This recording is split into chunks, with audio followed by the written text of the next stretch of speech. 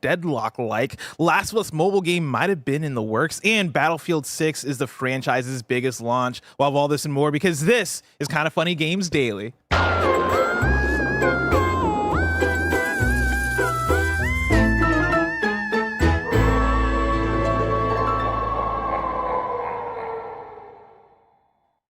Yo, what's up? Welcome to Kind of Funny Games Daily for Thursday, October 16th, 2025. Today, we're brought to you by Solo Leveling Arise Overdrive, the action RPG based on the popular Solo Leveling franchise. Launches on November 17th and is open for pre-order and wishlisting on Steam and Xbox PC. But folks at TwitchCon can experience an exclusive demo at the Solo Leveling Arise Overdrive booth and Shady Rays. But we'll tell you about that later. I'm Blessing at AOA Jr. Joining me is Master of Hype, Snowback Mike. Big Bless, what up, homie? Happy Thursday to you. Great to see you. Happy Pokemon Day. Pokemon Day. Is that really today? Today. On a Thursday? I bought it last night. Wow. Played it. Whoa. You played it? Yeah. What'd you think? It's a long first hour. You know, Yeah? This game desperately needs voice acting. I'm sick of reading. And I'm being real. Okay, here's the you're deal. Sick of reading. I'm being real. Bless. This game has some heavy cinematics at the beginning that look like a movie, and it's just a little jarring when you're watching it, and you're like, I'm in the world of Pokemon. And then they hit you with a bunch of subtitles on the bottom, and you're like, Here's my thing. Here's my thing. Get You're up. right. You're right that I think Pokemon should have voice acting. But not because I'm sick of reading, because how much reading is in Pokemon? Okay. Let's be real. Okay, well, you're giving me one line. You're meeting me in the middle. Like the fucking line. I'll meet you in the middle of like, yes, we need voice acting. But like, it's not like it's fucking Disco Elysium you're out here playing. It's Pokemon. Well, I get it. I mean, it's definitely for the children to help them, of course, learn to read and get better at reading, right? I mean, I don't think it's for that. I think it's a little, I think at this point it's not for that, but like I think at the beginning it was a little bit, right? They're basic sentences. They make you stretch a little bit if you're a child. And it's like, that's nice. That's great. But like, we are too far gone into like how much we're putting into the art style, the character design, the world design to just not make this like the Pokemon anime, the Pokemon movies that the children have seen. Like, we got to go AAA budget on this. We got to go big and beyond. I don't know why we're up there already and not doing. See, and that's where I meet with you, where I totally agree. Of Pokemon should have more. It should have more, flashiness. It should have more flair. It should have more production in terms of the look, the sound, the feel. They have the charm. Yeah. Obviously, they got the charm. They got the stuff. They got the Pokemon. But yeah, like I felt that way about Pokemon the entire Switch generation, right? And I say Switch generation because I didn't own a DS or a 3DS, and so I kind of took a break after the Game Boy Advance games, hopped back in when we got to Switch, and I'm like, oh, we're still here. Like Pokemon, everything else has evolved, pun intended. Pokemon, you got to get with the times. We got to catch up a little bit. So I agree with you there. So now let's go on to the rest of Pokemon, okay? Now we're in the city, Bless. They've trapped these Pokemon in wild zones, which is one city block, and all they give them is just basic roadway to live in. And that's not okay. Okay, let these Pokemon be free, man. It's fucked up that... Well, you're in a city, right? What do you They're like, mean? we blocked off a block, and I just... What do you want? What, you want them to knock down like the downtown area? I miss going on Route 101 from Pewter Town up to Lavender Town and getting lost. You now want a I'm just different on video some game. city block, you know? You want a different... You're playing Pokemon Zeta A. The whole premise of this game is that you're in Paris, basically. You're in a city. You are in a city. What do you want out of these people? I want them to be free. I want these Pokemon out. You know what I mean? Yeah. Well, have you played Pokemon Sword? And then what's up with me running around? What do you mean? There's this weird new one where we're real-time casting the abilities of my Pokemon. So like they're building up a bar, but I as the trainer am running in circles for no reason as of right now, right? They taught me a dodge roll. They got me running in circles. And the other trainer, the AI, is like in between the two Pokemon getting fire blasted and water spouted on. And I'm over in the corner like, why are you moving? Like none of this is happening to us. Why do I have to move? I should be the Pokemon moving like Totodile. Why do I gotta move? Well, because you don't play in Pokemon, you don't play as the Pokemon, you play as the trainer. But also, I think what you're asking for is more late game stuff, where it is going to be when you're doing the Poke raids or whatever. Like when I forget what they're called. I haven't dived that deep into Pokemon Zeta A yet, but I'm pretty sure once you're doing like the big Pokemon battles or after like the big old Pokemon, the raid stuff, then you're gonna have to do the dodge roll and actually like maintain the health of your actual trainer. But like you're early in a Pokemon game, like shit's gonna be simple. It's a long hour. The long first hour, very long. You're not enjoying it so far. No, I'm in. I'm in. This is the long first hour? It's a long first hour. Fair enough. Very long first hour. Never forget Pal World. Remember that. Never forget Power World. God, Pal World was so good. I can't wait to play Pokemon Z-Day. I'm not going to get to it for a bit, though, which saddens me. Because I do love a Pokemon game, but it's that weird thing, too, where I know I'm going to play it, I'm going to really like it, but I'm going to have that inner disappointment that this wasn't something more. I think I identify a lot with Tim when it comes to Pokemon, that we love Pokemon so much that we just have high expectations for what Pokemon should be. And so I'm going to go into it and be like, man, I love this shit. Tim described it as feeling like playing the anime in the sense that like it is real time. You're yelling Squirtle, use water gun or whatever, right? And it feels natural. It feels real time. It feels like the anime, which is all I've ever wanted.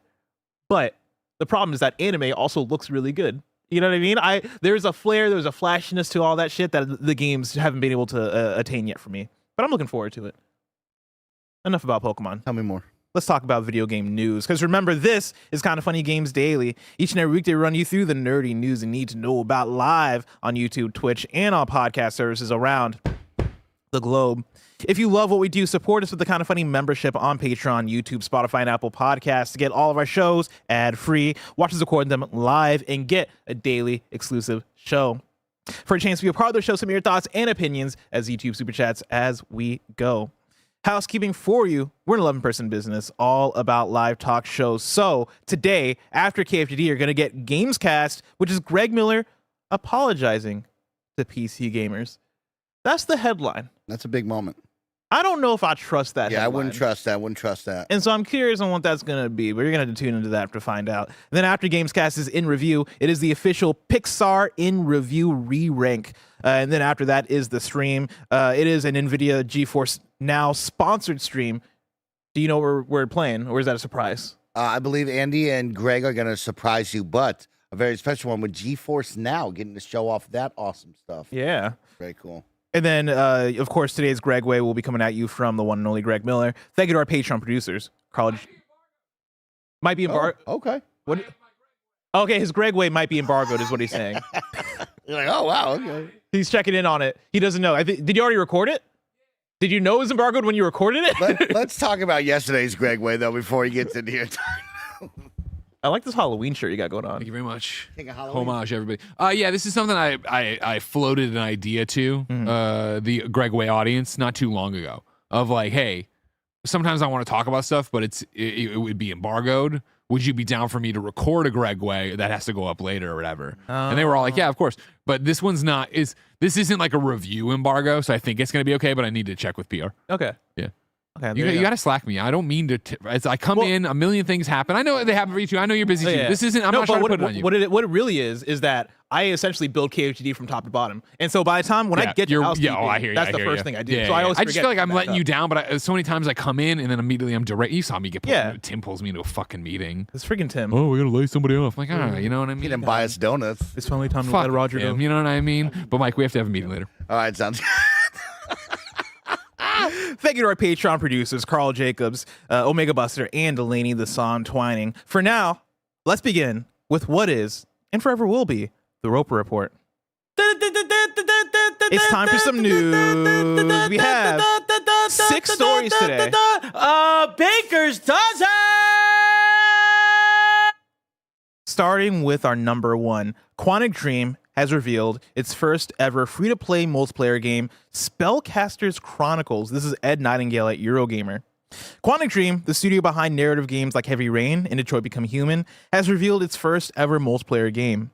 Earlier today, studio founder David Cage shared a blog post on forthcoming projects mentioning it was working on a new multiplayer game alongside continued development of Star Wars Eclipse.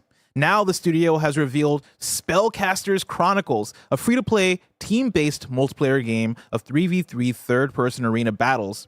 Check out gameplay in the teaser currently playing by Kevin. Players will take on the role of the titular spellcasters, mages of distinct archetypes, split between support, tank, or damage dealer. Further, the strategic deck build system will allow players to select from over 50 spells and summons, plus there are summonable titans too. Quote, We're honored and excited to introduce Spellcasters Chronicles to players today, developed in our Paris and Montreal studios, said Cage. Quote, stepping into a new genre with a fresh artistic approach has been both a challenge and a source of growth, allowing us to evolve as a team. We now look forward to shaping the game further with players' feedback and to perfecting this journey together, end quote. A closed beta for the game will take place on PC by the end of 2025, with signups now open. Before then, the game will be shown at TwitchCon this weekend, which will also be streamed on the Twitch LAN channel. Mike? Oh. There's quite a bit to talk about with Yeah, this one. Is there a place you want to start? I mean, I am riding the high of League of Legends Worlds right now, so I am deep into the MOBA scene. I am enjoying my MOBA high for a little bit, so we could talk about kind of the MOBA-esque vibe of this, 3v3, kind of giving Dota/League vibes, Arma vibes for those who know. Mm-hmm. All random, all middle. One lane, 3v3. Oh, okay. Oh. Well, I guess 3v3 in this, what I mean. Arma. Yeah, it's a game mode within League of Legends. All random heroes, all middle, so it's just one lane. So, wait, instead of 3 lanes. is Arma the acronym? Yeah. Say the words again. All random, all middle. Arma. ARAM. ARAM. Got me. You know what? I'm getting going right now. Give me a little time, Chet. Give me a little time. Give me a little time, Jesus Christ. Let's talk about this. A multiplayer coming from Quantic Dream. I don't think anyone would have predicted here, especially with the catalog of games before this, waiting on Star Wars Eclipse, knowing the baggage that this team has from all the news stories that we have covered over the past couple of years. I don't think anyone's looking at this going, I saw this coming. No. Quantic Dream is such a interesting, strange studio, because I look at this trailer. Mike, does this look good to you?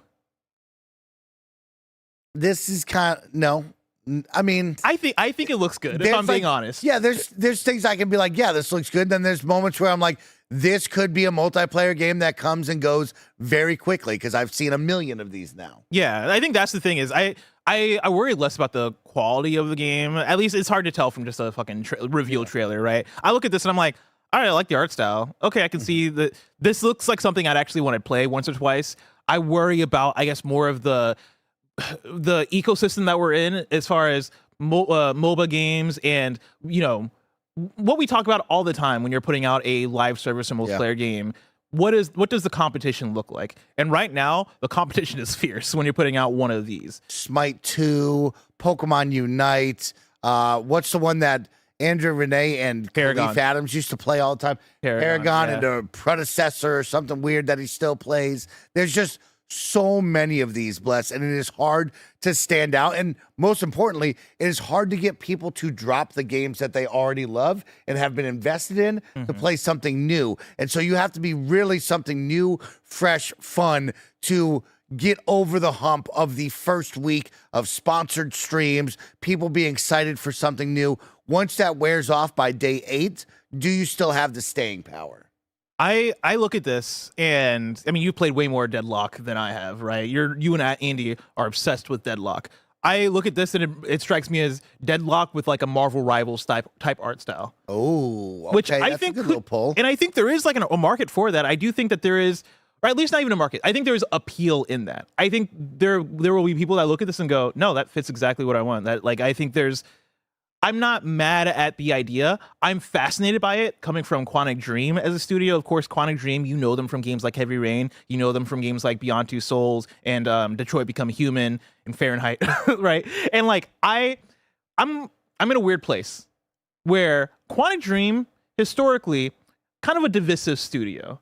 David Cage, not a loved figure in video games in general, right? A lot of people, they hate on David Cage. I'm not really a fan of David Cage and his work. I think his stuff can be cringy and off the mark.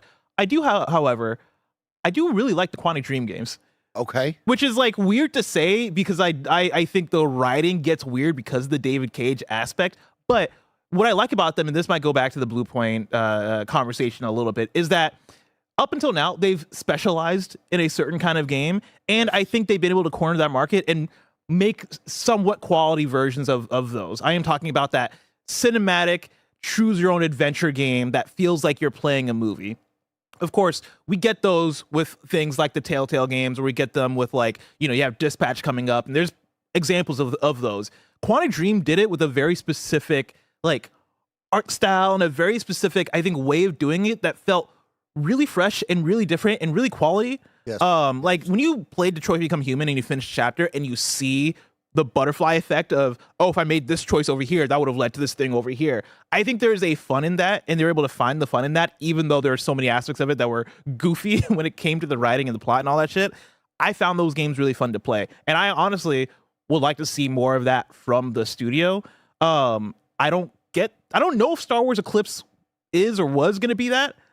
This obviously is definitely not that. I was just say, but it's just as far from what you are describing as you can pick right here. Yeah, and it makes me wonder, are we in another place where a studio is kind of like sacrificing their identity to chase after a bag in the wrong place? Like, are we looking toward this MOBA type thing to be like, okay, we want to make more money, but then you're going to make less money than if you just kept doing the thing that you were doing? Probably a little bit of yes and no, right? Like they bring up, there was another part of the team in another studio that probably had time, right? We just talked about Sucker Punch, you and I, and being, hey, this studio, we're a one game track. That's what we're going to stick with. Other studios you and I talked about, they have enough size to be able to have different projects on the go, be able to think about it, ideate, and develop certain things. And here we are. And maybe, I mean, if you remember Ninja Theory, the people who made Hellblade made Bleeding Edge a couple years back. Yeah. And so these are one of those teams where it's like, hey, somebody has an idea similar to, I think about Obsidian with Grounded, right? And maybe there's a groundswell within the studio that says, we're having fun playing this. Or, hey, we got something here. Let's show more of the team. And maybe more people start to build on that. And they go, yo, let's do this.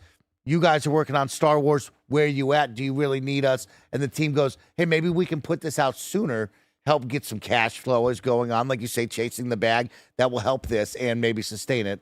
Or it dies in 6 months and we look back and go, maybe we should have kept the team on something else. Yeah.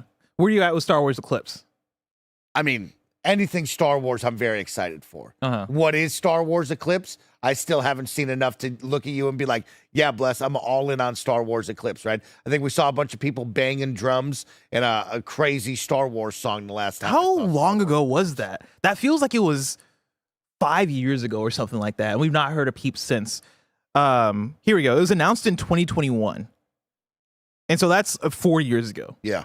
We've not heard. I don't believe we've heard a peep of it since. I'm even trying to click into articles to see if there's any sort of. Okay, here we go. On the Quantic Dream website, they talk about it being. Okay, here we go. Star Wars Eclipse is an intricately branching action adventure game that can be experienced in many ways and put the destinies of multiple playable characters in your hands. Created in collaboration with Quantic Dream and Lucasfilm Games, set in the High Republic era. Yada, yada. Choices have consequences. Every decision you make can have dramatic repercussions on your journey, alter your relationships, the locations you visit, the battles you fight, and even the fate of the characters themselves. That's fascinating because that does sound like a Quantic Dream game. I was just saying, except when you read that, except for the action part. The action is a little nice right there because usually you're kind of keeping it pretty basic on the gameplay. When I think of Detroit Become Human, there wasn't too much action, but yeah, I think you have to have action in a Star Wars game with that IP, and then on top of that, layering in your narrative, decisions matter type style that Quantic Dream is known for. And when you read that, that's the vibe I'm getting for sure. So, yeah, I mean, I'm expecting a Quantic Dream Star Wars game, maybe a little more heavy on the action, but still a lot of decisions, a lot of narrative branching paths that can go left, right, or center, depending on what I do. Yeah. That's what I'm hoping for. Do you think we actually see this game? Yeah, I think so. When do you think it pops up again? Like a trailer or something? If it's been 4+ years and now you have another team working on another project, my mind would go to maybe 2 more years from now. I think they're banking on the other project, maybe getting them some cash flow and some help to maybe buy them some time. In a perfect world, Bless, I'd like to see this next summer with some sort of announcement at like a Game Awards with a fun trailer. But I couldn't tell you, Bless. Detroit Become Human came out in what, 2018? It's been a minute since we've gotten a Quantic Dream thing, right? And obviously, take your time. Work on your game, perfect it. You brought about quality. You brought about the level that they bring. You think of Star Wars. Yeah. That's an extra layer that you got to get even higher up on for sure. Yeah. But also, that's just such a long wait for a new thing, and makes me worry as far as what that funding looks like. Because we're talking about Quantic Dream not being under PlayStation is the wrong way to put it, because they're never owned by PlayStation. But I guess being published by PlayStation is the thing. Quantic Dream's last 3 big games were all published under PlayStation, and you had that safety net a little bit there. That's why you go for a smaller game. You got Put out a small, Lucasfilm, quick game. Yeah, that's true. That's why you make something in the interim. Why you got to do that? But yeah, I do wonder what that looks like under Lucasfilm, right? I do wonder what that looks like, especially if it's multi-platform. There's a lot of questions as far as what this looks like differently from the previous things. Like you said, as long as they bring the quality, then I think you might have something. But with the Star Wars thing, I guess not always. I was gonna say with the Star Wars thing, you got to bring the writing, but the last trilogy of movies might have proved that incorrect. But at the very least, I want a well-written Star Wars thing. I want it to be good. I think we all want that. I know we all want that. I don't think anyone's going, I don't want that. They want that for sure. Yeah. Let's go back to this Spellcasters Chronicles. Yeah. That's a terrible name. Yeah, bad name. Terrible name. Really for bad game. name. You asked if I think it's going to make it? I think Spellbreak back in the day reminds me of Spellbreak. Spellbreak was the first thing I thought of when I saw this. Spellbreak is right. Yeah, Spellcasters Chronicles, not the best name here. This is giving, if you remember when Overwatch was big, and then there was Battleborn. At TwitchCon 2015 that I went to, we had Battleborn come out, and that died immediately. That was from Gearbox, maybe? Yeah. Yeah, this is giving that kind of vibes right here. Like you said, it's got a really cool art style, Bless. The 3v3 looks like all one lane type vibe with a MOBA. It will be interesting to see, because you did bring up Marvel Rivals, and I think the problem with that is Marvel Rivals has Marvel, the IP everyone knows, and is a Overwatch clone, right? Or Overwatch-esque game, where it is a team arena, but you're pushing the payload, you understand what's going on. MOBAs, not many, I think the general wider audience have really dove in on MOBAs. I think on the PC side, you probably have a better chance with Dota and League of Legends being so prominent. Switch, you had Pokemon Unite. I don't think that set the world ablaze of new people finding MOBAs, right? You had games like Heroes of the Storm from Blizzard, who tried to get new players into MOBAs and get them excited. On the console side, I mean, you've had games like Smite around for so long, and I just don't see the general audience flocking to that. It's very tough to get people into this kind of style of gameplay, which is tough. Let's hop into super chats here to see what people are saying about it. Of course, Naveed K writes in with a birthday text. Thank you for everything. Thank you so much, Naveed, and happy birthday. Evan Curtis also with a birthday text. Turned 30 today. I am thankful for KFGD to keep me engaged in the hobby as I get older and busier. Game daily. Happy birthday, Evan. Let's see here. Zero SP says multiplayer game out of nowhere. Quantic Dream not doing well or something. I think I think it's what you said. It's a passion project. Could be we need an influx of cash, but I can promise you inside that studio, there is a good number of people who believe in this project that want to see this come out and enjoy playing it. That's why we're here. And then we got a lot of people talking about Pokemon. So let's shift gears and go back to the Pokemon conversation. Mike Kurzer writes in and says, the lack of voice acting is very noticeable, but I'll say the gameplay with battles and catching is quite fun. Most fun I've had with Pokemon in ages. You'll feel it right away when you start it. Yang Fam also says, Mike is 100% correct. No VA throws off the immersion and makes it unbearable. Yeah, and I mean, I agree with that. I'm totally with the voice acting. I think every Pokemon fan is feeling. Every Pokemon fan, I think, would like voice acting at this point. My only rebuttal was to the point where you talked about so much reading, which I'm like, Pokemon does. You're reading obviously because everything has reading. Well, but it's like first grade reading. That's my problem is I'm voice acting it. Oh, because you're playing it on stream. Because I'm trying to entertain, so I got to put a little spin on that thing. Gotcha. Okay, and I feel that. I just don't love doing that.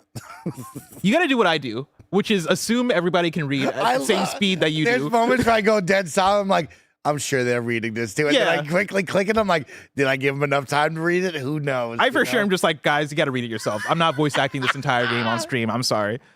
Kyle LaBeouf says, in 2025, with the revenue they have from these games, not having voice acting is unacceptable.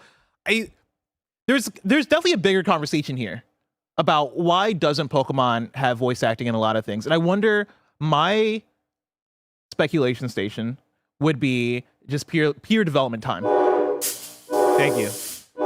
My thing would be, I wonder if it's just we got to get a Pokemon game out every year, a Pokemon game, and so we're not going to bring in extra layers to the process that are going to delay something. We're not going to take our time. We were also talking about I forget if the budget was announced or leaked or whatever, but earlier this week I saw people talking about the budget of this game compared to the budgets of other things, right? And like this game doesn't have the kind of budget you usually see for AAA things, and I think that's part of the business magic of Pokemon is that they're able to put out something for $30 million budget and maybe probably sell more than a PlayStation first party game. Tight.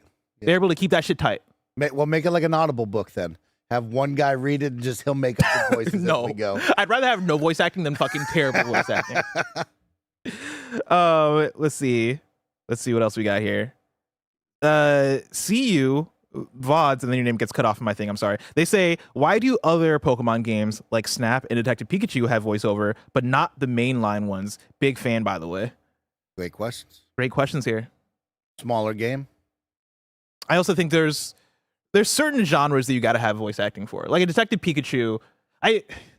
Not that you don't have to have voice acting for an RPG, but also honestly, a lot of JRPGs just don't have voice acting. Like when I played Metaphor ReFantasio, there's a lot of voice acting in that game, but there are large segments of the most AAA JRPG you can play that don't have voice acting to them because that shit just takes a lot of time. Digimon's got voice acting. There you go. You looked at me like that was a dunk on Pokemon. Digimon got it. Why don't Pokemon got it? Donesta says, have y'all heard about Rogue Jack 21? It's a blackjack inspired deck builder. Looks very much inspired by Balatro. Haven't heard of it. Rogue? A lot of these coming out right now. A lot of them. There's a slot machine one. There's a dice breaker one. They got a bunch of them. Yeah. Guitar Hero Arrow says, remember in 2021 when it leaked that they were targeting 2027 for Eclipse's release, and Quantic were tripping over themselves to deny the reporting. Okay. Yeah. Well, there you go. 2027 still a ways off, and 2026 would be a great time. Summer 2026. You know, video games show that. Video games, they always come out on schedule. The year that they say at the beginning of the video game development cycle, keep it on track. They're always able to hit that, especially internally when they announce it. Or when they don't announce it. Manny Bagel Boy Sanchez says, Mikey, thank you for the giveaway last night. Today I saw a family in need, and I paid that money forward since I would have bought the game anyway. Just know your money went to someone in need. Thank you, bro. I gave away Pokemon to someone. Oh, that's super nice. There you go. That's beautiful. And then one last one from Danny to you says, birthday tax, got a Costco pizza, a day off, and Yote and Pokemon. Great weekend ahead. Happy birthday, Danny T. Let's move on to story number 2. But before we do, I want to tell you about patreon.com/kindafunny and youtube.com/kindafunnygames, where you can go and get the Kinda Funny membership, which allows you to get shows ad-free. Speaking of ads, let us tell you about our sponsors. There's just 1 month left until the launch of Solo Leveling Arise Overdrive, the action RPG based on the popular Solo Leveling franchise. I adore Solo Leveling. I've seen every episode, and this game cannot come at a more perfect time as I patiently wait for the next season. And being able to experience this world solo or with up to 3 of my friends for some co-op raids is right up my alley. Andy, if you're listening, we'll be playing this soon. In the game, players will work their way up as Sung Jinu, an E-rank nobody that no one wants in a raiding party, clawing their way up to becoming the powerful Monarch of Shadows. If you're at TwitchCon this weekend, you can play an exclusive demo at the PC gaming stations located at the Solo Leveling Arise Overdrive booth.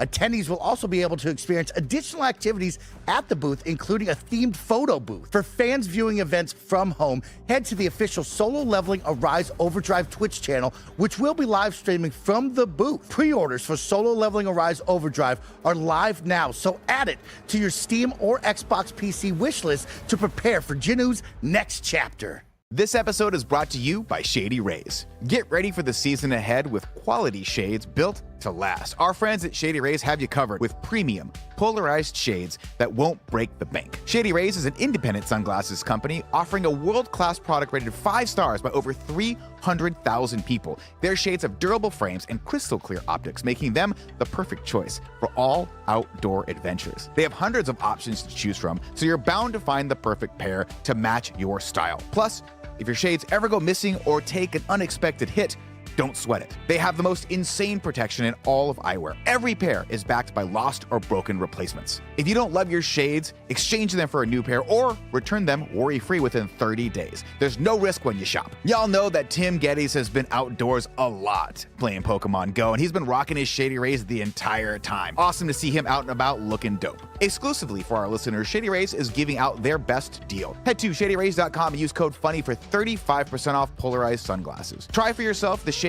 rated 5 stars by over 300,000 people. That's 300,001 if you include Tim. And we're back with story number 2. Sony traveled to China to discuss mobile adaptation of The Last of Us with Tencent. This is Sammy Barker at Push Square. Sony allegedly traveled to Shenzhen, China in July 2024 to discuss the prospect of a mobile adaptation of The Last of Us with Tencent subsidiary Aurora Studios, the same team behind sued Horizon ripoff Light of Motiram.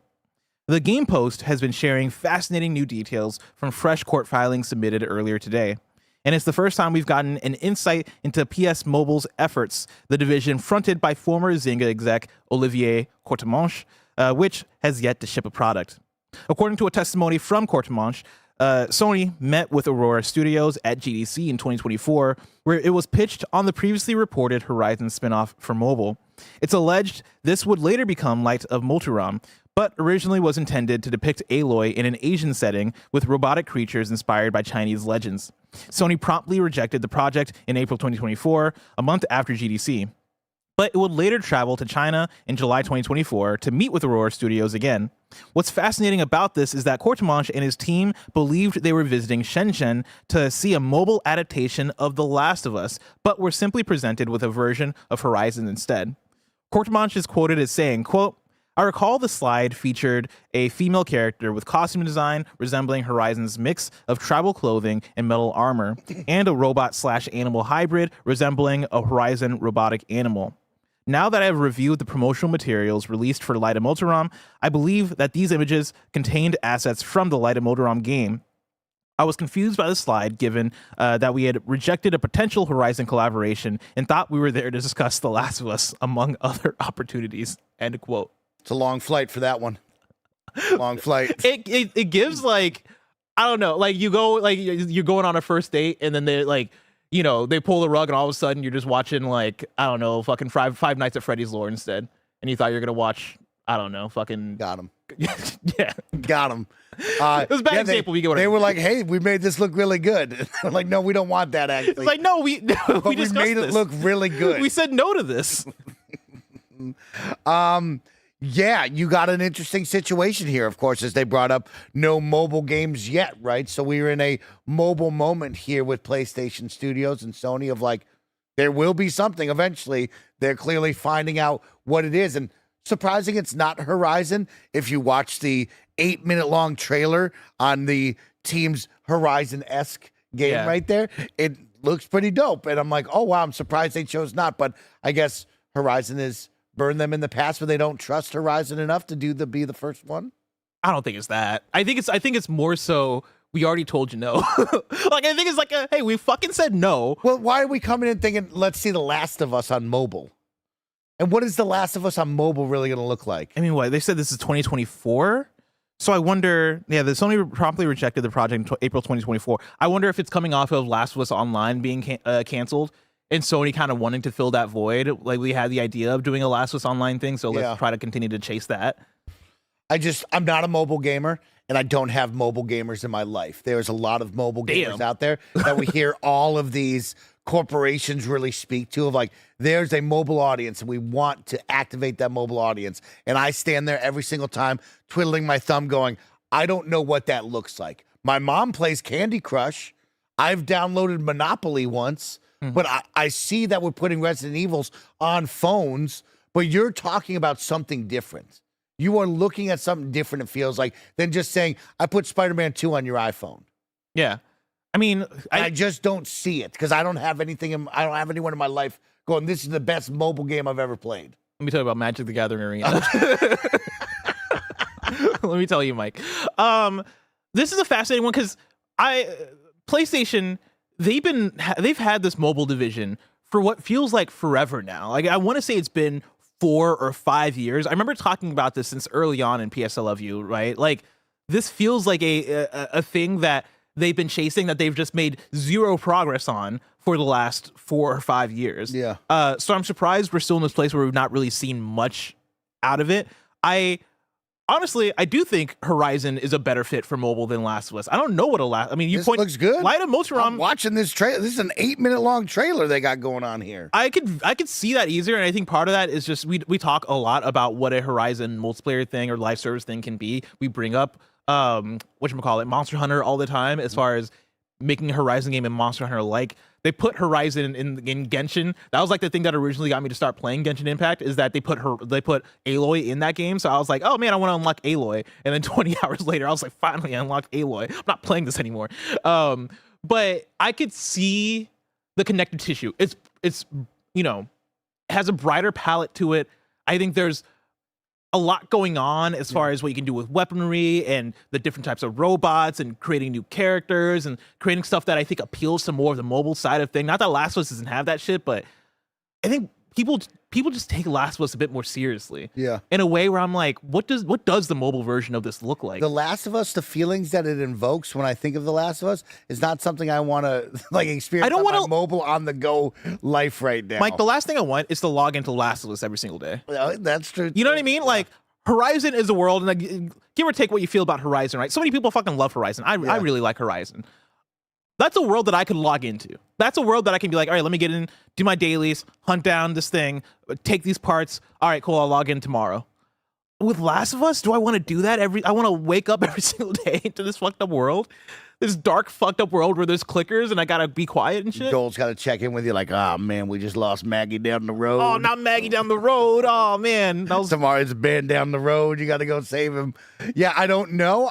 But I will say, like, if you're a mobile gamer out there and you want to put me on, I'm open to trying. I definitely don't have the best cell phone.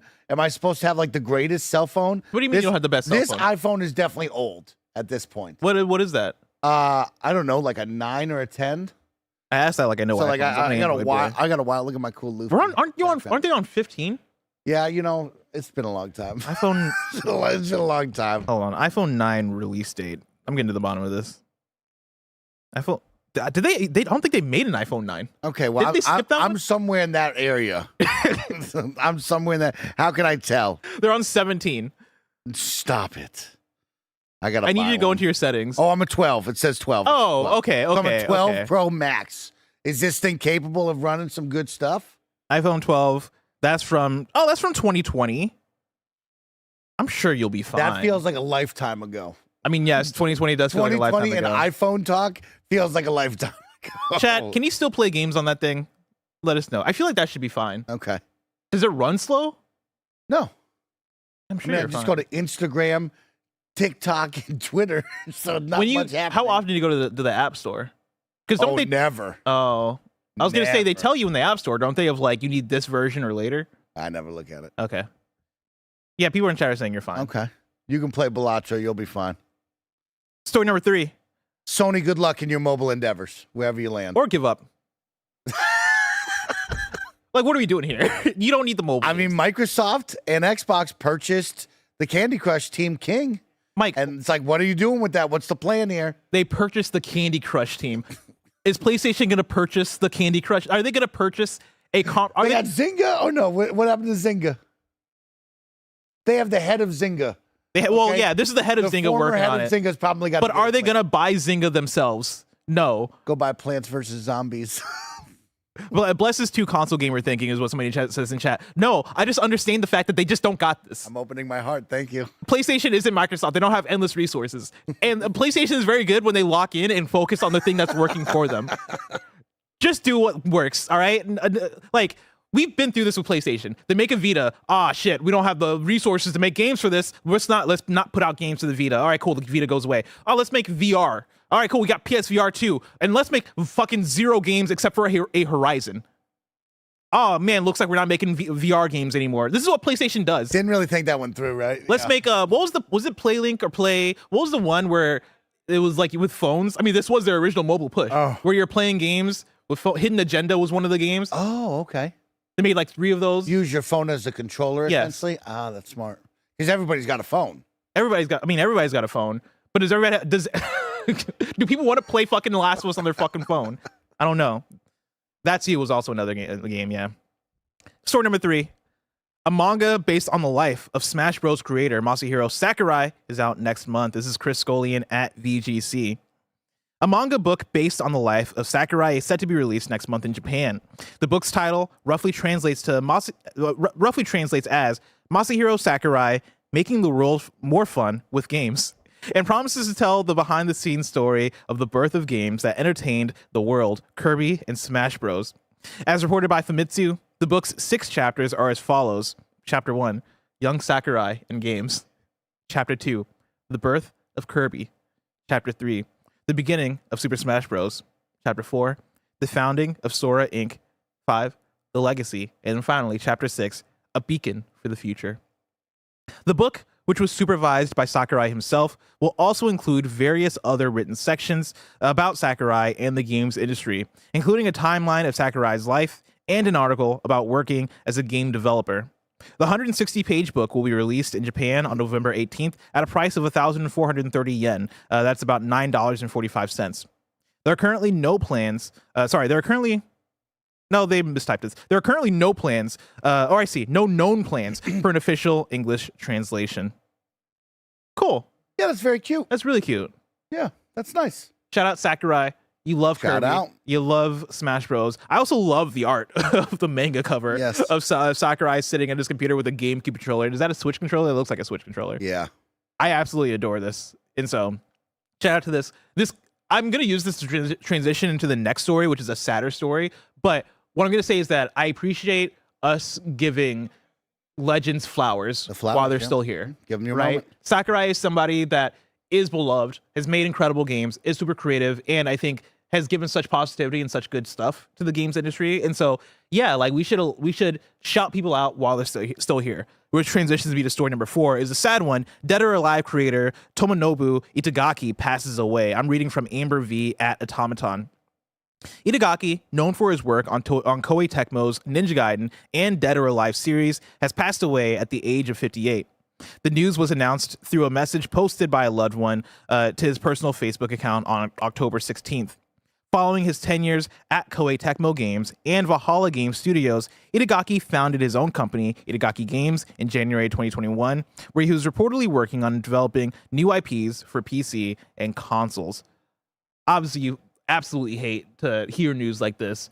You know, rest in peace, rest in power, Tomonobu Itagaki. Of course, Ninja Gaiden, very iconic for the games industry. Dead or Alive, iconic for the games industry and iconic for fighting games in general. It sucks that you hear this news on the precipice of a new Ninja Gaiden game being about to come out, right? Like seeing his legacy live so long when you're talking about Ninja Gaiden being here since NES? You know, being such a classic video game series, being able to stay so long. That's power right there as far as what you're able to bring to the table in video games. And so, rest in peace. Rest in peace. Final news story. Story number 5. Battlefield 6 has sold over 7 million units in 3 days, making it the biggest franchise launch ever, says EA. This is Alessio Palumbo at WCCFTech. Following Alinea Analytics report that Battlefield 6 has sold more than 6.5 million units, publisher EA has now confirmed that the game has indeed sold more than 7 million copies just in the first 3 days. This means Battlefield 6 is officially the biggest franchise launch ever. Over 172 million matches were played online during the first weekend, and players accumulated over 15 million hours of streaming. As previously reported, the game also registered the most concurrent players in Battlefield history. Congratulations. Wow. They did it. Can you believe they did it? I kind of can't. You know, I made the joke on a little fun TikTok I've made, but it feels truly like it's been 10 years since Battlefield has really been up and been the one, right? And now I'm excluding 2 games that came in between them. Yeah, Battlefield 1 and 2042. Yeah. Right? But it is nice to see Battlefield really get the love it deserves and have people excited to play it, right? This is very, very good. The game is good. The game is super fun to play. It's awesome to see people buy in and want to play it, right? And so it has nothing but up right now. I will say, now you have a big challenge. You got to keep this audience, right? You got to keep the player base. You got to keep them satisfied, excited. How do you continue to build off of that, right? Is the rumored Battle Royale somewhere near? What's the map layout? What's the map plan, right? You only have 9 maps right now. How do I keep you, the player, engaged and in the ecosystem? Because right now, people are loving this. And that's what I want you to say throughout the rest of the year. That's my goal. I can't imagine being a developer and like being like, guys, we did it. We sold 7 million, and then listen to Mike be like, all right, what are you giving me next? That's what you have to do. We talked about this with Halo. We celebrated Halo. We all fucking stood up on our chairs and we were like, this rocks, man. Halo's so back. And then 2 months later, you're like, Mike, I'm so bored of playing Halo. Yeah. I'm playing Halo on streets all day and I'm so bored, right? And so it's like, to this team, you did exactly what you planned to do. We've seen this for the past 2 months. Since the betas, people have been going crazy for Battlefield. They love Battlefield. They want more Battlefield. Now it is your job to figure out how to keep them there. So I got two And questions not many for you. games nail this. I got 2 questions for you. Lay it on me. One, what did Battlefield 6 do right? What did they get right that led to this? They launched with minimal bugs and issues. That was a big factor there. Okay. They also, I think, in my personal opinion, sized down the maps. They really identified what they wanted to be known for. I always say my favorite word in gaming was levolution. You don't see levolution happening in these maps, right? There's the all-out destruction that they're being known for, right? I love But, that tactical there's no destruction. one giant thing being changed on the map forever, right? They really focused in, and I think the maps are smaller now to keep people more engaged. When you played 2042 and you played that first Florida map, it was way too big, and you got bored running from left to right, side to side, to go from different points to points to points. And so now I think they really focused in on, like, make it a little bit smaller, keep it tighter, keep the gunplay happening at all times so people are always in it. And that's, you know, my 2 big takeaways. Minimal bugs, no crashing, and hey, we've reduced the size of these maps to keep people more engaged instead of getting them bored. Keep that shit tight. That's what you got to do. Second question for you. Lay it on me. The Call of Duty factor. What does this do as far as, like, when the Call of Duty Black Ops 7, are we on 7? Yes. When Call of Duty Black Ops 7 comes out, do you think that this is more now becoming a more head-to-head battle like we would talk about back in the day with Battlefield 3 versus Call of Duty?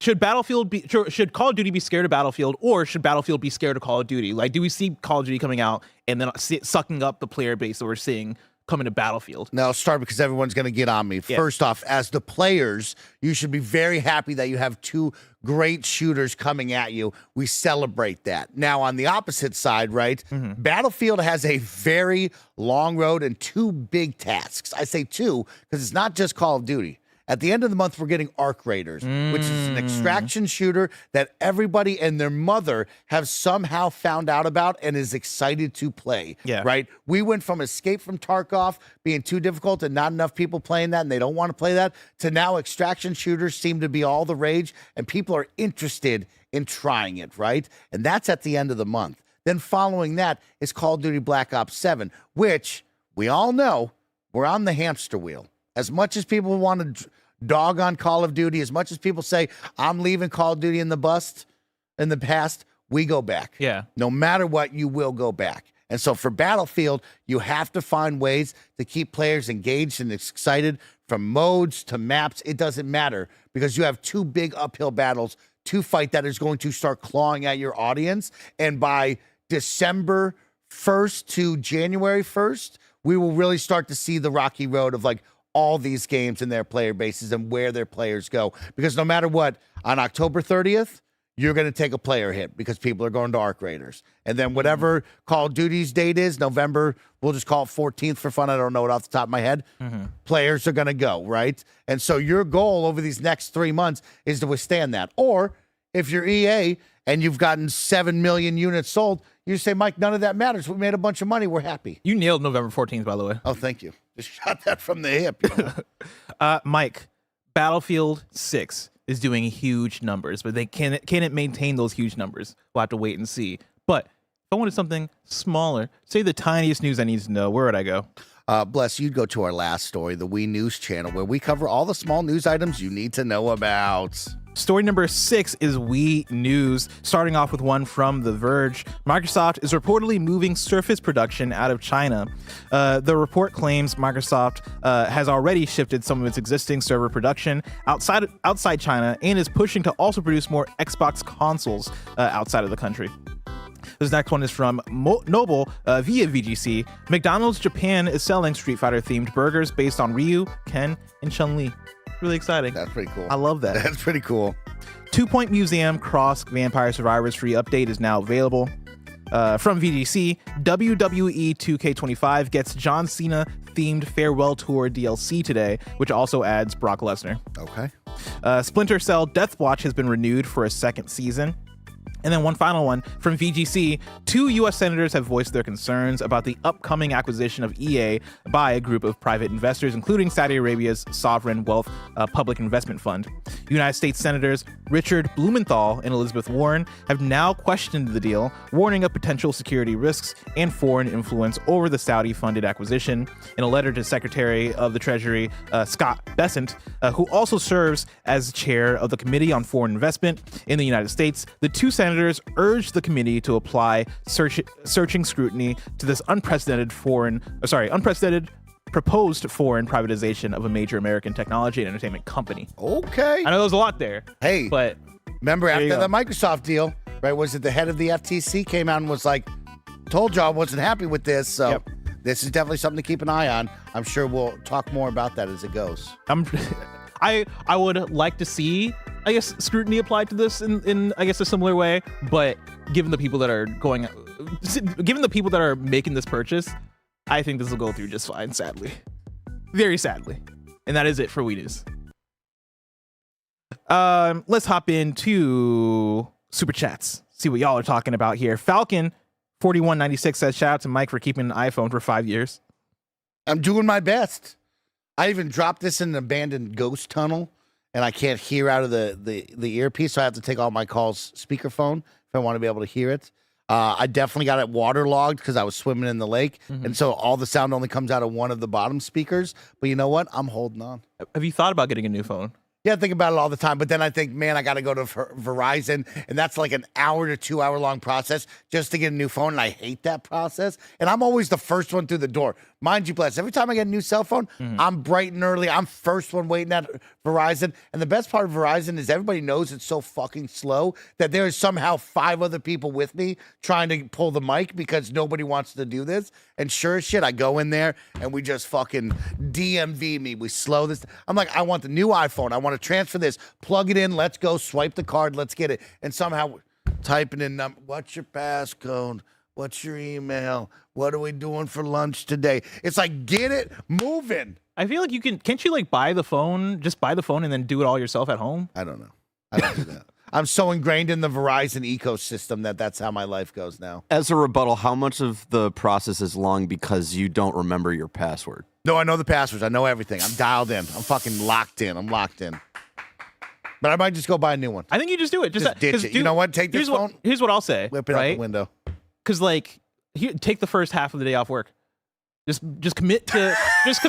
No, I'm being serious. Mike's getting a new phone, but the phone's fine. I mean, you don't have to give a reason for why you're out, but like, just mark off. Mike is out from 10 to 2. Well, I got a meeting today. I might not be around, so I might have a lot of free time, Greg said. Yeah, like, because that honestly, last time I got a new phone, it was on accident, honestly, because like my charging port stopped working. Okay, and so that's like, a big problem.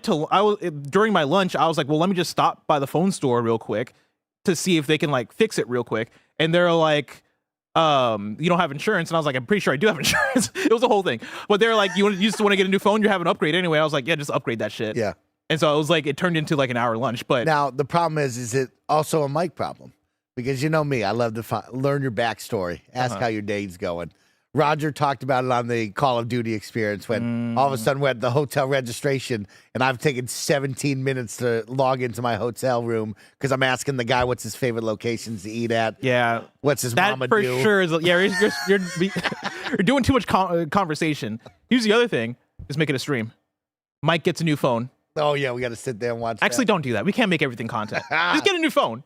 It's a fun time. I'm an then IRL guy. You get the new phone smell. You get the new phone features. I want that new phone because it's orange, and I want to put that green case on it, make it the Master Chief phone. There you go. I see you, Stein, out there. You're gonna turn on the phone, and they're gonna be like, everything is AI now. That's the other thing that they don't tell you when you get a new phone nowadays. They're gonna be like, oh, let us tell you. I don't know what the iPhone is, but for me, my Galaxy shit, they're like, let's tell you about Gemini, and I'm like, do I have to? And they're like, yes, you do. It's the only way to use this phone now. I'm like, all right, cool. Oh man. Let's see here. Nolan Weather says, Mike, Digimon or Pokemon? I mean, Pokemon because I know it and I love it, but I am really enjoying Digimon. I'm 9 hours in. I would encourage you to check out Digimon if you're a digital monster. That's good. I like that. Yeah. Trevor says, please have Mike film his experience getting a new phone. Resolute says, a very small percentage, big picture, but COD is getting all of the Halo comp scene coming over with the final Halo event being next weekend. Ooh, that's going to be exciting. Is that true? Does the Halo community then shift over to COD? Is there overlap?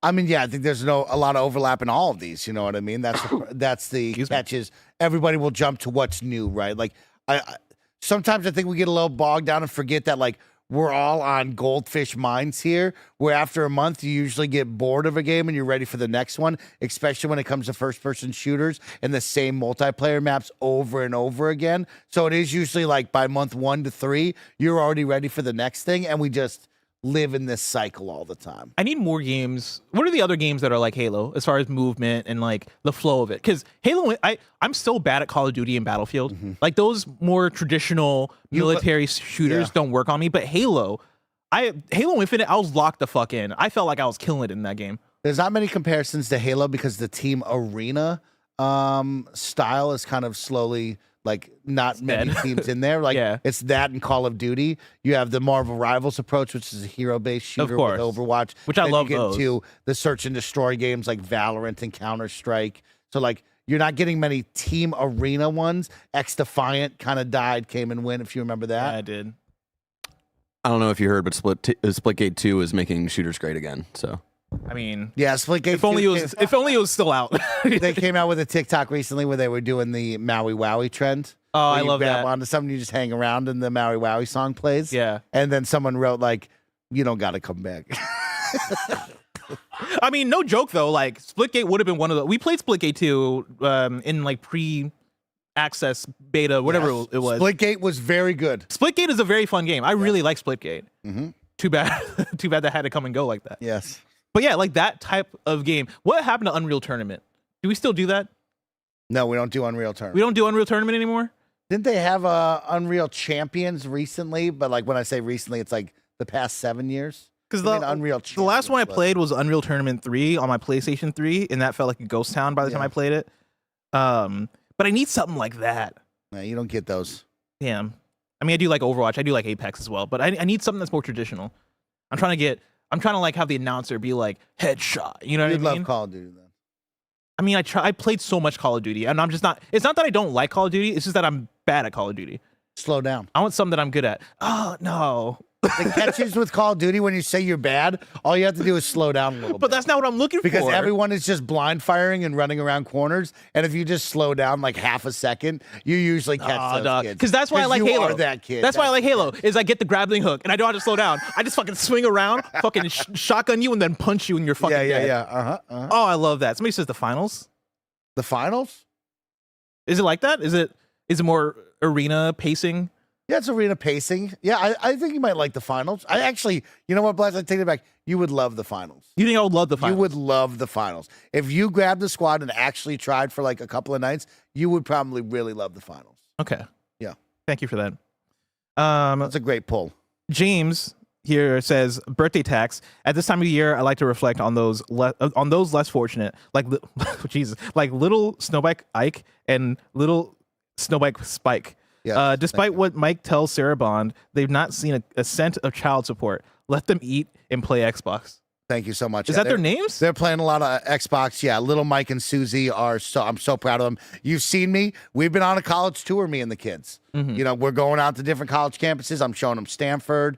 Of course, UC Santa Cruz. We're going to head down to Santa Barbara. The kids are very excited about the next generation, the next journey. Wow. And I'm really proud of them. Great grades, too. Great grades. Yeah. 3.9, What kind of grades? 4.2. 4.2. 4.2. A 4.2. That's when you go above and beyond. You get extra credit. Oh, I like that. An A++. Kyle LaBeouf says Mike low-key skipping his weakness for horse racing gotcha mobile games. Yeah, I guess like I don't really think of like Genshin, the horse racing game that I played was like on PC, so I don't think of that on my phone. But I think that's what And, mobile like, games are nowadays. yeah, It's it's like Genshin and shit like that. Yeah, but like I've never played Genshin. And the horse racing game was like I played like 3 nights and I got addicted to it for a minute. Yeah. But like I don't know, I just don't look for those experiences on my phone, I guess. I have a feeling that if you streamed Genshin, you would get really into it. What was the one where we Infinity Nikki? Oh, yeah, that was the dress-up one, yeah. The dress up one. Which was really popular. I don't know if it still is. I imagine it still is. And that is it for Super Chats. Let's hop into kindoffunny.com/you're wrong, where you write in, let us know what we got wrong, as we got it wrong, so we can correct it for those watching later on YouTube and listening later on podcast services around the globe. Let's see here. Kebab says, I'm not going to correct what ARMA stands for because I don't think Mike deserves to know what it actually is after mangling it that badly. For Blessing's Eyes Only, it stands for Armed Assault, but the developer dropped that and went for the Latin word for war. Oh. Wait, so is it a ROM? Is it not a ROM? Arma. Or Arma's a game. When I think of Arma, I think of the mod that was DayZ, was an Arma mod. Okay, I think Kebabs is wrong here. I think Kebabs is talking shit. Kebabs isn't thinking about ARAM. Yeah. All random, all middle. Kebabs, yeah, we're talking about all Okay. random, all middle. Let's see. Kebabs also writes in and says, Bless is correct. The PlayStation mobile linking line of games is called PlayLink. Thank you for that. Got it. Eric says, while probably just a joke from Mike, Sony couldn't purchase Zynga unless they do so from Take-Two. There you go. But he wants to make a mobile play. Let's see. We're gonna stop there. We're getting messy in these super chats, guys. Get a little messy. A request for super chats. I know I want context. Try to keep it tight.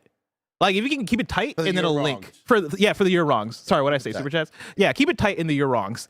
Because now then I'm sitting here reading paragraphs and I'm like, well, I got to read it before I say something I don't want to say. You know what I mean? Because there's some also people in here trolling, and we don't like that. We don't like that. All right, we're gonna end the show there. Mike, thank you so much for hanging out with me on this episode Bless, of thanks KFGD. for a nice Thursday. You got me going. Greg Miller's going to apologize to PC gamers next. That's crazy to say.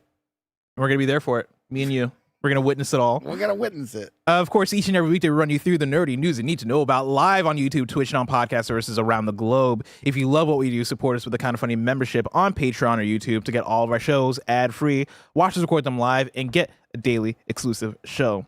Enjoy the Gamescast next and everything after, but until next time, game daily.